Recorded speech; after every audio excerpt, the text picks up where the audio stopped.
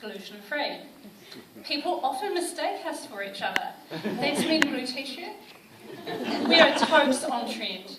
If food doesn't taste any good, we're eating it. If it tastes good, we're not going near it. I wasn't always like this. I used to eat like a normal person. But then one day I read Gwyneth's blog and I was like, hey, I can be gluten-free and it will be fun. I didn't choose the gluten-free lifestyle. The gluten-free lifestyle chose me. Having food allergies is all about being on trend because everybody knows that food allergies are just a fad. And most of us food intolerant folk just want the attention. Let me take you on a journey of my trendy life as a food intolerant.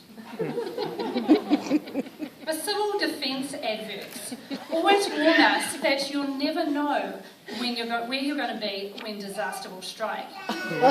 Recently, while at work, I miscalculated the safety of a delicious piece of lemon tart. 30 minutes later, disaster struck.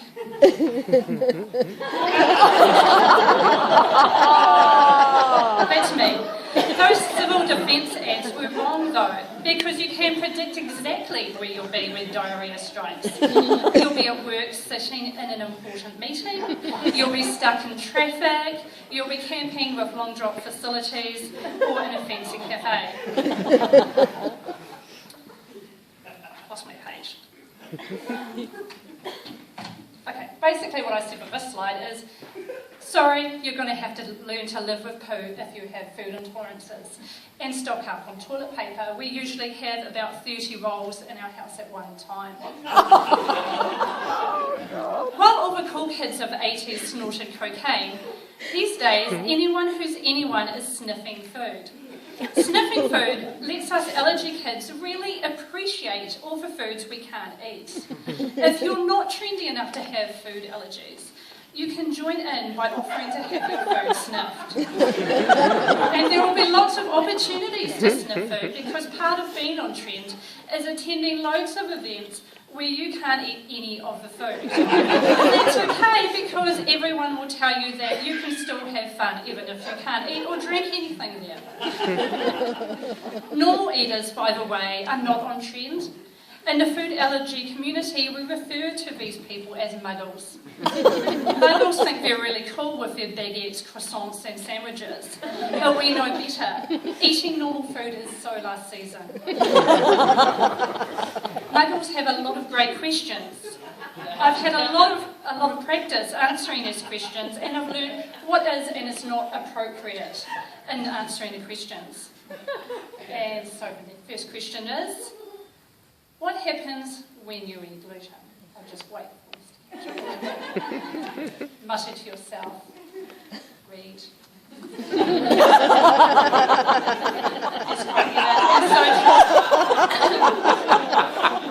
Instead of saying that you suffer from raging diarrhea and teeth clenching stomach spasms, try saying instead that you have bowel issues or a digestive malfunction. Apparently no one wants to hear about poo at the dinner table. The next question that I get a lot is, you can see I've timed this very well. Here it is. Can you eat meat? I've been asked that repeatedly. And we'll just wait until you can see the next picture. Instead of punching the person in the head, which is very tempting, try instead saying, yes, I can eat meat, because I'm not a vegetarian. If you are, however, a vegetarian and gluten-free, maybe you should consider eating meat, because it's yum. Just wait for the catch up. The next question.